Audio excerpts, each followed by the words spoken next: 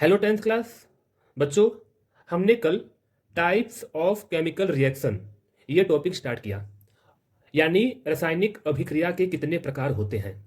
हमने ये देखा कि रासायनिक अभिक्रिया के चार मेन प्रकार होते हैं, केमिकल रिएक्शन के चार मेन टाइप होते हैं और कुछ अदर्स टाइप्स भी होते हैं जो इन्हीं टाइप से निकले हुए हैं। कल हमने first type combination reaction complete कर लिया था और कॉम्बिनेशन के साथ साथ इसके द्वारा निकला गया एक रिएक्शन जो कि था एक्सोथर्मिक रिएक्शन, इसी के अंदर इसको भी हमने कवर कर लिया। एक बार आओ 1 मिनट के अंदर हम इसको एक बार रिपीट करते हैं जो हमने कल किया। ये जो है बोर्ड पे, ये तो आगे का काम है, ये अगला टाइप्स है, इसको अभी मत देखो, अभी एक बार रिवाइज करते हैं। बच्चे हमने देखा कि कॉम्बिनेशन रिएक्शन क्या होता है, यानी संयोजन अभिक्रिया, जिसमें जिसमें बच्चे दो या दो से ज्यादा वस्तु या सब्सटेंस या अभिकारक या रिएक्टेंट मिलकर एक सिंगल प्रोडक्ट का फॉर्मेशन करें, यानी एक नया वस्तु का निर्माण हो, एक नया उत्पाद का निर्माण हो। उसे क्या कह रहे थे? उसे हम कह रहे थे कॉम्बिनेशन रिएक्शन, यानी संयोजन अभिक्रिया। और बच्चे हमने ये देखा कॉम्बिनेशन रिएक्शन में 2 या 3 एग्जाम्पल भी समझा। जैसे हमने देखा क्विकलाइम। क्विकलाइम क्या होता है? Calcium oxide. और जैसे ही उसको वाटर में मिलाया गया तो हमें मिल रहा था स्लैग्ड लाइम, जो कि होता है कैल्शियम हाइड्रोक्साइड CaOH ब्रैकेट में 2। ठीक है बच्चे। उसके बाद हमने देखा कि स्लैग्ड लाइम का यूज कहाँ पे होता है, तो घरों के दीवालों पे पुताई के लिए, व्हाइट वॉशिंग के लिए होता है। हमने ये भी सुना कि वो कुछ दिनों बाद क्यों शाइनिंग होता है। वो शाइनिंग इसलिए होता है क्योंकि स्लैग्ड लाइम जो होता है वो हवा में प्रेजेंस कार्बन डाइऑक्साइड के साथ रिएक्शन करता है और वहां से क्या होता है, कैल्शियम कार्बोनेट का फॉर्मेशन होता है CaCO3, जो कि उसकी पहली परत होती है दीवालों के ऊपर, वो शाइनिंग हो जाती है। CaCO3 कैल्शियम कार्बोनेट को क्या कहते हैं? लाइमस्टोन कहते हैं, जो कि चमकदार होती है। उसके बाद हमने ये देखा कि स्लैग लाइम के एग्जाम्पल के बाद हमने ये देखा कि एक एग्जाम्पल और है। वो एग्जाम्पल कौन सा था? वो एग्जाम्पल था बच्चे बर्निंग ऑफ कोल, यानी कार्बन और ऑक्सीजन जब जलेंगे, जब कार्बन का बना हुआ कोयला, कोयला किससे बना हुआ है? कार्बन से बना हुआ है, वो किसके प्रेजेंस में जलेगा? ऑक्सीजन के प्रेजेंस में जलेगा। तो वहां पे क्या हो रहा था? वहां पे बच्चे कार्बन डाइऑक्साइड का फॉर्मेशन हो रहा था। ये जो मैं बोल रहा हूं ना, प्लीज आप अपने नोट्स में जो कि आपने कल लिखा होगा उसमें से उसको खोल लें और तब देखें, तभी आपको समझ में आएगा, नहीं तो कुछ नहीं आएगा, सर के ऊपर जाएगा सब कुछ बच्चे। ठीक है, आपको समझने में आना है, आपको अच्छे से समझना है। तो जो आपने कल लिखा है नोट्स में, जो कि मैंने लिखवाया था बोर्ड पे, उसको देखें एक बार। मेरे पास इस टाइम वो नोट्स तो है नहीं, बोर्ड पे से मैं मिटा दिया बच्चे, तो वही तरीका है, आप खोलो और देखो, वहां से मैं आपको रिवाइज करवा रहा हूँ। फिर बच्चे हमने देखा कि वहां पे कार्बन डाइऑक्साइड बन रहा था। उसके बाद हमने क्या देखा? हमने ये देखा कि बर्निंग ऑफ नेचुरल गैस, वो भी कैसा रिएक्शन था? वो भी कॉम्बिनेशन रिएक्शन था, जो कि साथ में क्या बच्चे वो दे रहा था? हीट को रिलीज कर रहा था। और ऐसे रिएक्शन जहां से उष्मा निकलती है, जहां से हीट निकलता है, उसे क्या बोलते हैं? एक्सोथर्मिक रिएक्शन, यानी उष्माक्षेपी अभिक्रिया। उसके बाद बच्चे हमने ये देखा रेस्पिरेशन, यानी श्वसन क्रिया, वो भी कैसा रिएक्शन है? वो भी उष्माक्षेपी यानी एक्सोथर्मिक रिएक्शन है। तो हमारे कल 2 टाइप्स हुए थे, कॉम्बिनेशन रिएक्शन एंड एक्सोथर्मिक यानी उष्माक्षेपी रिएक्शन। अब बच्चे जल्दी से बिना टाइम वेस्ट किए हम आते हैं सेकेंड टाइप पे। दूसरा टाइप बच्चा है, उसका नाम है डीकंपोजिशन रिएक्शन। डीकंपोजिशन रिएक्शन को बच्चे हिंदी में कहते हैं वियोजन अभिक्रिया या अपघटन, अपघटन अभिक्रिया। इसके 2 नाम है, वियोजन या अपघटन। हिंदी में 2 नाम से जानते हैं और इंग्लिश में एक नाम से, डीकंपोजिशन केमिकल रिएक्शन। बच्चे इसका मीनिंग क्या है? देखो नाम से ही लग रहा है पता, डीकंपोज होना यानी टूटना, ब्रेक डाउन होना। आओ पहले एक बार इसको डिफाइन करते हैं। The reaction in which a single reactant breaks down to give simpler product is known as, बच्चे नोन एज है, आप अपने लैंग्वेज में अच्छे से लिखना, ये मैंने शॉर्टकट लिखा हुआ है, is known as decomposition reaction. आओ इसको एक बार हिंदी में भी ट्रांसलेट करते हैं, जो हिंदी मीडियम के बच्चे हैं, आप लिखोगे, हिंदी मीडियम वाले बच्चे लिखेंगे, ऐसा अभिक्रिया जिसमें एक एकल एकल अभिकारक यानी एक अभिकारक टूटकर 2 या 2 से ज्यादा उत्पाद में परिवर्तित हो जाए, टूटकर 2 या 2 से ज्यादा हमें उत्पाद दे, उस अभिक्रिया को डिकम्पोजिशन यानी वियोजन या अपघटन अभिक्रिया कहते हैं। तो देखो बच्चे, मैं दोनों लैंग्वेज में नहीं लिख सकता, मैंने आपको एक्सप्लेन कर दिया, आप इसको लिख देना हिंदी में। आओ इसका मीनिंग समझते हैं, मीनिंग क्या है। तो बच्चे एक सिंगल रिएक्टेंट हो, वो टूटकर 2 या 2 से ज्यादा प्रोडक्ट में कन्वर्ट हो जाए, यानी हमें 2 या 2 से ज्यादा प्रोडक्ट मिले, उसे क्या बोलेंगे? उसे बोलेंगे डीकंपोजिशन रिएक्शन। अब बच्चा मेन बात है कि कोई भी चीज कब टूटती है? कब टूटती है? कुछ ना कुछ उसको देना पड़ेगा, एनर्जी देनी पड़ेगी, हीट देनी पड़ेगी, कुछ तो देना पड़ेगा ना बच्चे। तो हम किसी भी डिकम्पोजिशन रिएक्शन में किसी भी रिएक्टेंट को किस प्रकार ब्रेक डाउन करेंगे, किस प्रकार उसको तोड़ेंगे? तो बच्चे उसके 3 तरीके होते हैं।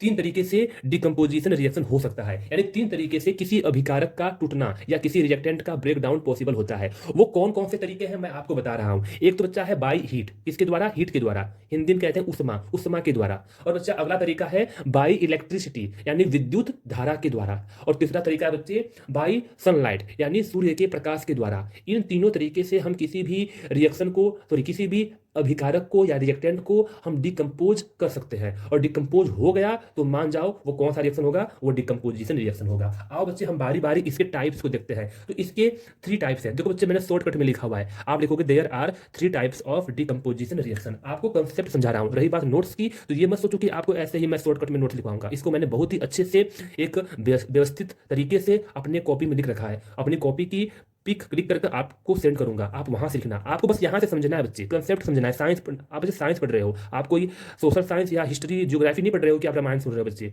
मैं उसका मजाक नहीं बना रहा हूँ। वो भी सब्जेक्ट अपने में बहुत इंपॉर्टेंस है। कोई भी सब्जेक्ट बुरा नहीं होता, हर सब्जेक्ट अपने में महत्व है। लेकिन बच्चे यहाँ पे साइंस का मीनिंग ये है कि आपको कंसेप्ट और लॉजिक आना चाहिए। तो साइंस के पीछे आप रट्टाफिकेशन या लिखने का तरीका मत ढूंढो, पहले समझो। रही बात नोट्स की, तो मैं आपको नोट्स बच्चे सेंड कर दूंगा, ठीक है। मीनिंग आपको आना चाहिए, कंसेप्ट आपको आना चाहिए, ठीक है। आपको क्वेश्चनिंग करना आना चाहिए कि सर ऐसा क्यों हुआ। आप क्वेश्चनिंग करोगे तो इसमें मेरा भी फायदा है। मैं और भी बच्चे इंप्रूवमेंट करूंगा पढ़ाने के तरीके में यदि क्वेश्चनिंग बच्चे करेंगे। लेकिन फालतू की क्वेश्चनिंग नहीं, क्वेश्चनिंग जेन्युइन होना चाहिए। आ जाओ टॉपिक पे। तो बच्चे डिकम्पोजिशन रिएक्शन क्या होता है, अपघटन अभिक्रिया क्या होता है, आप लोगों को समझ में आ गया। अब हम ये देखेंगे कि डिकम्पोजिशन कितने तरीके से किए जा सकते हैं। तो बच्चे 3 तरीके से किए जा सकते हैं, वो मैंने आपको बता दिया। उन्हीं तरीकों के बेस पे, उन्हीं तरीकों के आधार पे हमने डिकम्पोजिशन रिएक्शन को 3 टाइप्स में बांटा है। कौन कौन से टाइप्स? पहला टाइप्स है थर्मल डिकम्पोजिशन। क्या नाम है? Thermal decomposition. इसको हिंदी में कहते हैं उष्मीय वियोजन या उष्मीय अपघटन। उष्मीय अपघटन, यहाँ पे रिफ्लेक्शन आ रही लाइट की, तो मैं बच्चे बोल रहा हूँ उष्मीय वियोजन। अब बच्चे जो अगला टाइप है वो है, दूसरा टाइप वो है इलेक्ट्रोलिटिक डिकम्पोजिशन, यानी बच्चे उसका नाम है वैद्युत वियोजन या वैद्युत अपघटन, ठीक है। अब सुनो, अब बच्चे लास्ट टाइप है उसका नाम है फोटोलिटिक डिकम्पोजिशन, और इसको हिंदी में कहते हैं, हिंदी में भी यही कहते हैं, फोटोलिटिक अपघटन। फोटोलिटिक अपघटन या वियोजन एक ही बात है बच्चे। वियोजन के 2 नाम है, वियोजन या अपघटन।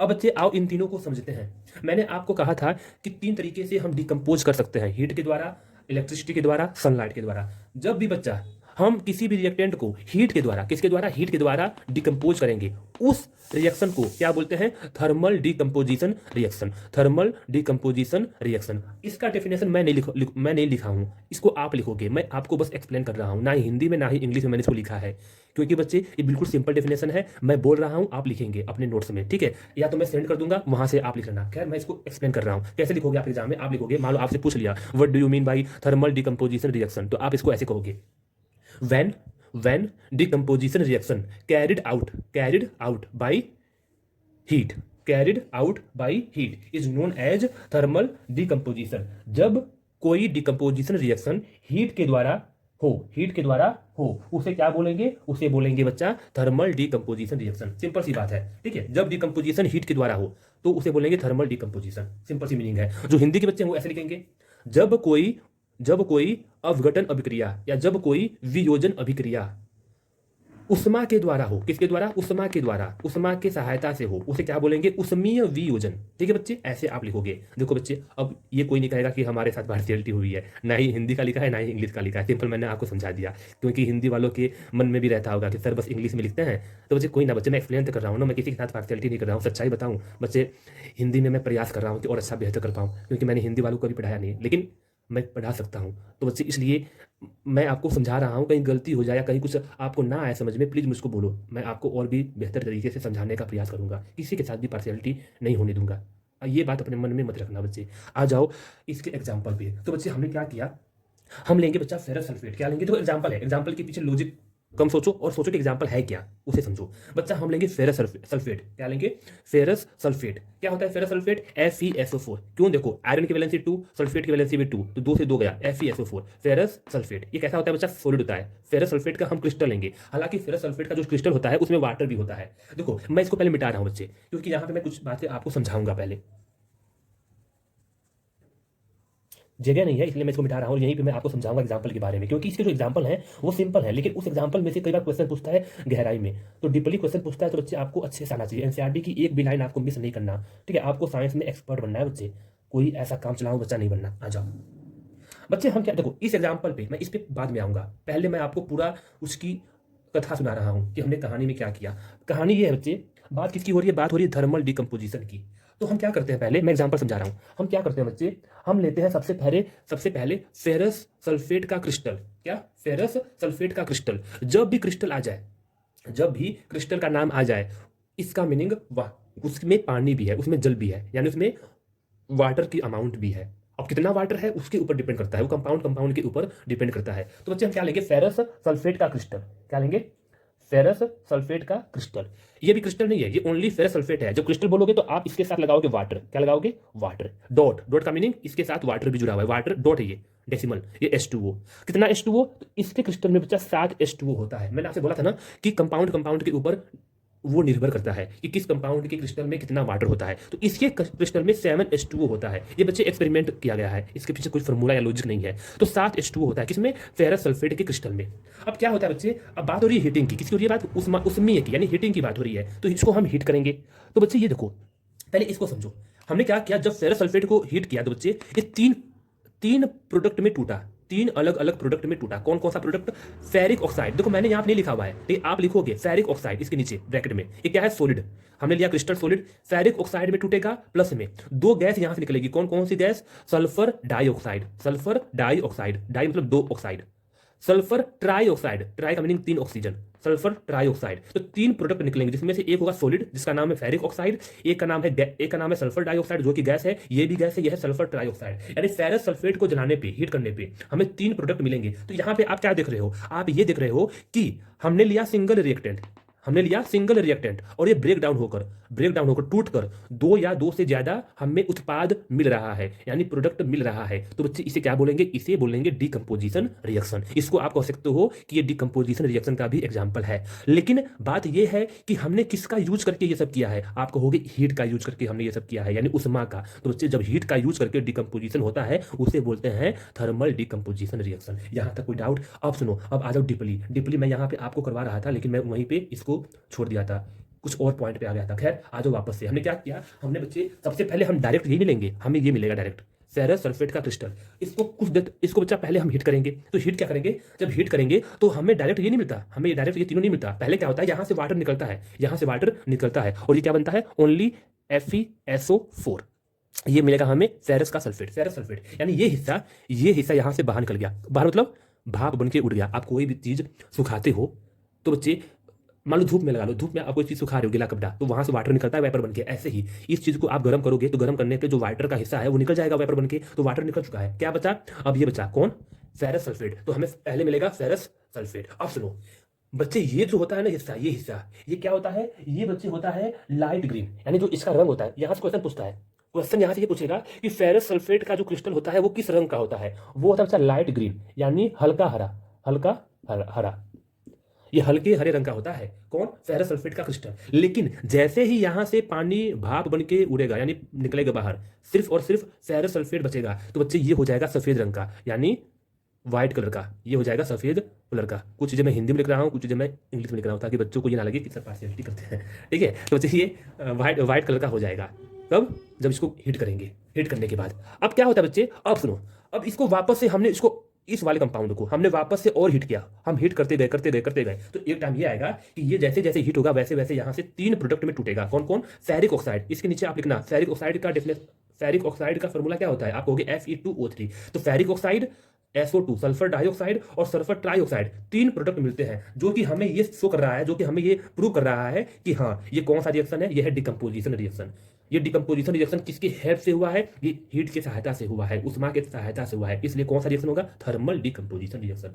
यहां से क्वेश्चन पूछेगा कि फेरस सल्फेट के क्रिस्टल को जब हम हीट करते हैं तो उसका रंग किसमें से किसमें कन्वर्ट होता है, किसमें से किसमें परिवर्तित होता है? तो आप कहोगे लाइट ग्रीन से व्हाइट कलर में वो कन्वर्ट होगा, यानी वो बच्चा हल्के हरे रंग से सफेद रंग में बदलेगा। कब? जब हम फेरस सल्फेट के क्रिस्टल को, ध्यान देना, फेरस सल्फेट को नहीं, फेरस सल्फेट के क्रिस्टल को गर्म करेंगे, हीट करेंगे। उसके बाद गर्म करते गए तो वहां से हमें ये डिकम्पोज होता हुआ दिखेगा। किसमें डिकम्पोज होगा? तीन प्रोडक्ट में। अब बच्चे एक ही बात को मैंने कितनी बार बोल दिया, अब इस बात को मैं रोक रहा हूं, नहीं तुम्हारी वीडियो इसी में लग जाएगी आधे घंटे पर, आप भी बोर हो जाओगे। तो बच्चे मैं नहीं चाहता कि आप बोर हो जाओ, और जो चीज़ समझ में आ गई है वो भी सर के ऊपर चली जाए। इससे अच्छा अब पढ़ते हैं हम आगे। थर्मल डिकम्पोजिशन में जितना समझाना था उतना समझा दिया। हाँ, ये तो है बच्चा एक एग्जाम्पल। आओ थर्मल डिकम्पोजिशन के एक एग्जाम्पल और देखते हैं। ये है कैल्शियम कार्बोनेट। क्या होता है ये? Lime stone. क्या होता है? Lime stone, calcium carbonate.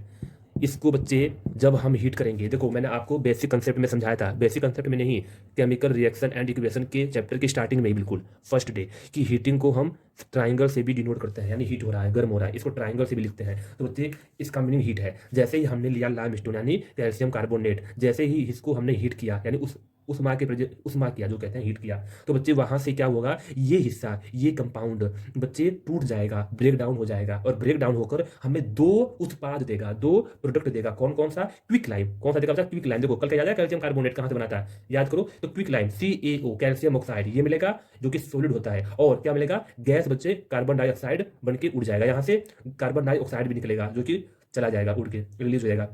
तो उससे कार्बन डाइऑक्साइड निकलेगा और कैल्शियम ऑक्साइड निकलेगा। तो यहाँ पे क्या आपको दिख रहा है? आपको दिख रहा है कि एक सिंगल रिएक्टेंट है जो कि दो प्रोडक्ट में, दो उत्पाद में टूटकर बन रहा है। तो क्या बोलेंगे? इसे बोलेंगे डिकम्पोजिशन रिएक्शन। किसके सहायता से? हीट की सहायता से। तो थर्मल डिकम्पोजिशन रिएक्शन। अब यहाँ पे क्वेश्चन आपसे ये पूछता है कि जो यहाँ पे क्विक लाइम का फॉर्मेशन हुआ है, इसका यूज कहाँ पे होता है? तो इसका यूज आपको बच्चे बूझे हुए चूने में या बिना बूझे हुए चूने में, या सबसे इंपॉर्टेंट यूज है सीमेंट के फैक्ट्री में, सीमेंट के मैन्युफैक्चर में, सीमेंट को बनाने के लिए इसका यूज होता है। जो घरों में सीमेंट होता है ना, सीमेंट, उसकी बात हो रही है, यही से बनता है। अब आ जाओ बच्चे, ये हमारा थर्मल डिकम्पोजिशन बिल्कुल कंप्लीट हो चुका है। इसका एक भी पॉइंट ऐसा नहीं है जो मैंने ना करवाया हो। एनसीईआरटी के हिसाब से, एनसीईआरटी बुक के हिसाब से हर एक लाइन को मैंने समझा दिया है। बस एक एग्जांपल और था, वो आप खुद से देखना, जो कि लीड नाइट्रेट था, PbNO32। वो लीड नाइट्रेट का एग्जांपल है, वहां से PbO निकलेगा और NO2 नाइट्रोजन, वो NO2 गैस निकलेगा। ठीक है बच्चे, ठीक है।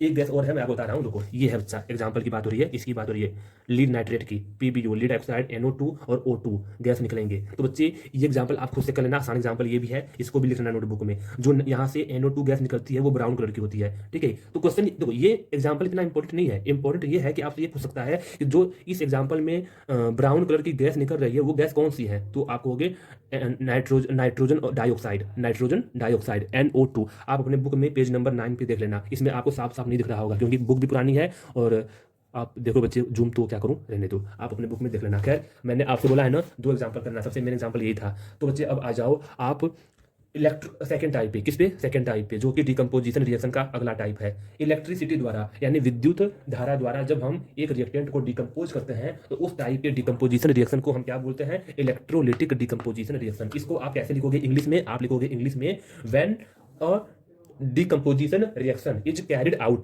by electricity is known as electrolytic decomposition reaction. या इसको आप हिंदी मीडियम में कैसे लिखोगे कि जब कोई अपघटन अभिक्रिया या जब कोई वियोजन अभिक्रिया वैद्युत धारा के सहायता से हो, वैद्युत धारा के सहायता से हो, उसे बोलेंगे वैद्युत वियोजन या वैद्युत अपघटन। हिंदी मीडियम की बुक भी होगी आपकी एनसीईआरटी के बच्चे, तो वहाँ पे इसको और भी अच्छे से समझना, वहाँ पे आपको इसका डेफिनेशन और अच्छे से मिल सकता है। खैर, ये डेफिनेशन इनफ है इसके लिए। तो बच्चे चाहे मैं कितना ही अच्छा करवा लूँ काम या मैं कितना ही बुरा करवाऊँ आपके लिए, लेकिन बच्चे एक बात मत भूलना, एनसीईआरटी की बुक एक बार अपने से भी रीड किया करो। सब नहीं, जो टॉपिक मैं करवा रहा हूँ बस उतना उतना डेली। आप एक ही दिन में इकट्ठा सब पढ़ जाओगे, कुछ नहीं आएगा समझ में। लेकिन जो मैं करवा रहा हूँ पहले मेरे द्वारा करो, पहले मेरे द्वारा करो, उसके बाद आप उसी टॉपिक को बुक से पढ़ो। देखो कितना आसान लग जाएगा, कितना मजा आएगा पढ़ने में। लेकिन आप यदि मान लो मेरे करवाने से पहले पढ़ लोगे किसी टॉपिक को तो कुछ नहीं समझ में आएगा। आ जाओ बच्चे, अब हम करेंगे अगला टाइप जिसका नाम है इलेक्ट्रोलिटिक, जो कि मैंने आपको समझा दिया अभी। अब बच्चे इसके एग्जांपल की बात कर लेते हैं। देखो बच्चे, मैं इस एग्जांपल को यहाँ पर समझा रहा हूँ, हालांकि यहाँ पे मैंने लिख दिया है, खैर इसको मैं यहाँ पर समझाऊंगा। देखो,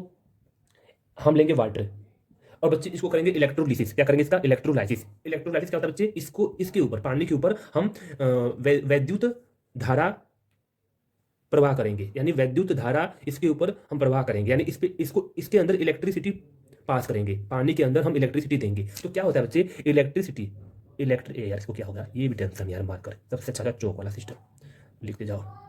तो बच्चे इलेक्ट्रिसिटी जैसे ही देंगे तो ये बच्चे दो गैस में टूटेगा। आपको पता है जो वाटर बनता है किस गैस से बनता है? आप कहोगे सर हाइड्रोजन गैस से और ऑक्सीजन गैस से बनता है। ऐसे ही वाटर जब टूटेगा भी ना तब भी दो गैस निकलेगा। कौन कौन सा गैस? वही गैस, हाइड्रोजन गैस और ऑक्सीजन गैस। तो बच्चे दो गैस में टूटा, आपने क्या देखा कि एक सिंगल अभिकारक है, एक सिंगल अभिकारक दो अलग अलग उत्पाद में टूट रहा है, ब्रेक डाउन हो रहा है। तो इसे क्या बोलेंगे? इसे बोलेंगे डिकम्पोजिशन रिएक्शन, अपघटन अभिक्रिया। किसके हेल्प से? इलेक्ट्रिसिटी के हेल्प से, यानी विद्युत धारा की सहायता से। तो क्या बोलेंगे? Electrolytic decomposition reaction. क्या ये बैलेंस है? बैलेंस नहीं है तो बैलेंस बच्चा तुम कर लो, इतना काम तो तुम कर सकते हो। देखो दो हाइड्रोजन एक ऑक्सीजन, यहाँ पे दो ऑक्सीजन, तो बैलेंस तुम करोगे। चलो मैं कर देता हूँ, तो इसको भी दो कर दो, तो 2 ऑक्सीजन हो गया, 2 ऑक्सीजन हो गया, लेकिन हाइड्रोजन खराब हो गया, कोई ना, 4 हाइड्रोजन इस साइड 2 है तो इस साइड भी 2 कर दो। अब देखो सब कुछ बैलेंस हो चुका है। खैर हमारा काम यहाँ पे बैलेंस करना नहीं है, वो तो बच्चा आपका काम है, आपने बहुत अच्छे से सीख रखा है और स्पेशल मैंने बैलेंस के ऊपर 2-2 3-3 वीडियो बना लिया है, तो अब भी सिखाना पड़े तो बच्चे तब तो गलत बात है। ठीक है, तो बच्चे कुछ काम आप भी करोगे तो सही रहेगा। हाँ, इलेक्ट्रोलिटिक आपको आ गया समझ में, चलो मैं इसको मिटा रहा हूँ। इलेक्ट्रोलिटिक के बाद बच्चे लास्ट टाइप है जिसके लिए जगह नहीं बचा, कंजूसी करनी पड़ गई, लेकिन कोई ना, अब जगह हो गया, मिटा दिया हमने सब कुछ। जो आया है उसको मिटना ही पड़ता है बच्चा, चाहे कोई भी हो, दुनिया में कोई आएगा तो एक दिन मिटेगा ही, चाहे आप हो, मैं हूँ, मार्कर हो, वुड हो। देखो लास्ट टाइप है फोटोलिटिक डिकम्पोजिशन रिएक्शन। फोटोलिटिक को हिंदी में कहते हैं फोटोलिटिक ही, ठीक है। इसका मीनिंग क्या है बच्चा? बाई सनलाइट, बाई सनलाइट, यानी जब सनलाइट का प्रयोग से, जब सनलाइट के प्रयोग से डिकम्पोज हो कोई रिएक्टेंट। तो कैसे लिखोगे डेफिनेशन? आप लिखोगे, मैं नहीं लिखूंगा। आप क्या लिखोगे? आप लिखोगे when a decomposition reaction is carried out by sunlight is known as photolytic decomposition reaction. अब बच्चे इसको हिंदी मीडियम में कैसे लिखोगे? आप लिखोगे हिंदी मीडियम में कि जब कोई अपघटन अभिक्रिया सूर्य के प्रकाश के द्वारा हो, सूर्य के प्रकाश के द्वारा हो, उसे बोलेंगे फोटोलिटिक अपघटन या फोटोलिटिक वियोजन अभिक्रिया। आई होप आप लोगों को अच्छे से समझ में आ गया होगा। अब बच्चे आ जाओ एग्जाम्पल पे। एग्जाम्पल समझाने के लिए बच्चे इसके 2 एग्जाम्पल दिए हैं एनसीईआरटी की बुक में, मैं दोनों एग्जाम्पल समझाऊंगा। एक बच्चा सिल्वर क्लोराइड और एक है सिल्वर ब्रोमाइड, यानी आप लोगे सिल्वर क्लोराइड पहले, क्या लोगे? मैं फर्स्ट एग्जाम्पल की बात कर रहा हूं। आप लोगे silver chloride, silver chloride, AG means silver, chloride means Cl, तो सिल्वर क्लोराइड। बच्चे जैसे ही आप इसको, अब देखो ना ही आपको हीट करना है और ना ही आपको इलेक्ट्रिसिटी पास करना है, बस आप इसको क्या करो, आप धूप में रख दो, यानी सनलाइट जहां पे हो वहां पे रख दो, सूर्य के प्रकाश में, धूप में इसको रख दो। तो बच्चे यहां पे लिखोगे सनलाइट, क्या लिखोगे? सनलाइट। मैं लिख रहा हूं शॉर्टकट, आप पूरा लिखना, सनलाइट, एरो के ऊपर आप लिखोगे सनलाइट। और जो हिंदी मीडियम के बच्चे हैं वो लिखेंगे सूर्य का प्रकाश, सूर्य का प्रकाश, पूरा लिखना है, ये मैं लिख रहा हूं शॉर्टकट। ये लिखने के बाद क्या देखोगे आप, जैसे ही आप सूर्य के प्रकाश में इसको रखेंगे तो बच्चे वहां पे क्या होता है, ये टूट कर 2 हिस्सों में बढ़ जाएगा। किस किस हिस्से में? एक तो बच्चा सिल्वर, देखो जो सिल्वर है ये क्या है? मेटल है, क्या बच्चा? मेटल है, धातु है। जो क्लोरीन है वो अधातु है, नॉन मेटल। अब ये सब मैं नहीं समझाऊंगा क्यों है, बेसिक कंसेप्ट में समझा रखा है। खैर बस इतना, ये भी आपको इतना याद नहीं करना भी, बस ये समझो कि 2 हिस्सों में टूटेगा। कौन कौन से हिस्से में? सिल्वर अलग हो जाएगा और क्लोरीन गैस अलग। देखो मैं क्या बोल रहा हूं, मैं बोल रहा हूं क्लोरीन गैस। अब ये क्लोरीन पहले पहले क्लोरीन अकेला नहीं था, सिल्वर के साथ था, इसलिए आपको सिंगल एटम में दिख रहा है। लेकिन क्लोरीन जब भी अकेला होता है तो हमेशा 2 एटम के साथ, 2 परमाणु के साथ ही रहता है। अब क्लोरीन ही नहीं, मैंने आपको बेसिक कंसेप्ट में ये भी बताया है बच्चे, कौन कौन से? Hydrogen, oxygen, nitrogen, fluorine, chlorine, bromine, iodine, और भी हैं वैसे, लेकिन आपकी इतना काफी है। ये इस प्रकार के गैस हैं, इस प्रकार के एलिमेंट हैं जो अकेले रहेंगे तो हमेशा 2 एटम के साथ ही रहेंगे। सिंगल एटम के साथ आपको कभी भी अकेला H, अकेला O या अकेला F, अकेला Cl नहीं दिखेगा। हाँ, अब कहो यहाँ पे अकेला, कहाँ पे अकेला बच्चे? ये सिल्वर के साथ है, तब तब सिंगल एटम के साथ है, नहीं तो अकेले में सिंगल एटम के साथ नहीं होगा। अकेले में आते ही देखो डबल एटम के साथ आ गया, ये क्लोरीन गैस बन गया। अब मेरी बात समझो, अच्छे से समझो बच्चे, यहाँ पे हमने क्या लिया? हमने लिया सिल्वर क्लोराइड। इसको हमने जैसे ही सूर्य के प्रकाश में रखा वैसे ही 2 हिस्सों में टूट गया, हमें 2 उत्पाद मिला। कौन कौन सा उत्पाद? एक सिल्वर जो कि मेटल है और एक क्लोरीन गैस जो कि बनके ये उड़ जाएगा। तो बच्चे यहाँ पे ये तो है मेटल यानी सॉलिड है, ये भी कहता है, ये भी था सॉलिड, और ये क्या बच्चे? ये गैस हो गया।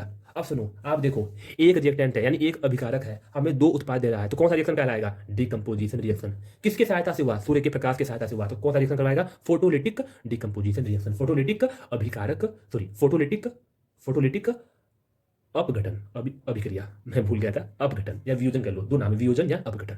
अब बच्चे एक एग्जांपल और है जो कि बिल्कुल सिंपल है, इसके जैसा ही। देखो इन दोनों को आपको करने में दिक्कत नहीं होगी। दिक्कत क्यों नहीं होगी? बिल्कुल सेम है, बस हल्का सा फर्क है। यहाँ पे क्या था? सिल्वर क्लोराइड, अब लोगे सिल्वर ब्रोमाइड, क्या लोगे? Silver bromide. ये भी क्या बच्चा? ये भी सॉलिड है, इसको आप रख दो सूर्य के प्रकाश में, सूर्य के प्रकाश में, सनलाइट में, आपको क्या मिलेगा? सेम वही, सिल्वर अलग और bromine gas Br2, bromine gas अलग। तो ये गैस है, ये सॉलिड है। तो बच्चे आपको दिख रहा है ये भी कैसा रिएक्शन है? ये भी फोटोलिटिक डिकम्पोजिशन रिएक्शन है। मेन बात एग्जांपल में तो आप आ गया, मैंने एग्जांपल दोनों क्यों करवाए बताऊंगा। देखो दोनों एग्जांपल में से कोई एक कर लो, कोई दिक्कत नहीं। और एग्जांपल बहुत आसान है, एग्जांपल आपको समझ में आ गया, आई नो। लेकिन बच्चे यहाँ से एक मेन कंसेप्ट है। मेन कंसेप्ट क्या है? क्वेश्चन पूछता है कि इस टाइप के रिएक्शन का यूज हम डेली लाइफ में कहाँ पे करते हैं? डेली लाइफ में हम कहाँ पे इसका यूज करते हैं या कहाँ पे इसका यूज होता है? तो आप कहोगे ब्लैक एंड व्हाइट फोटोग्राफी।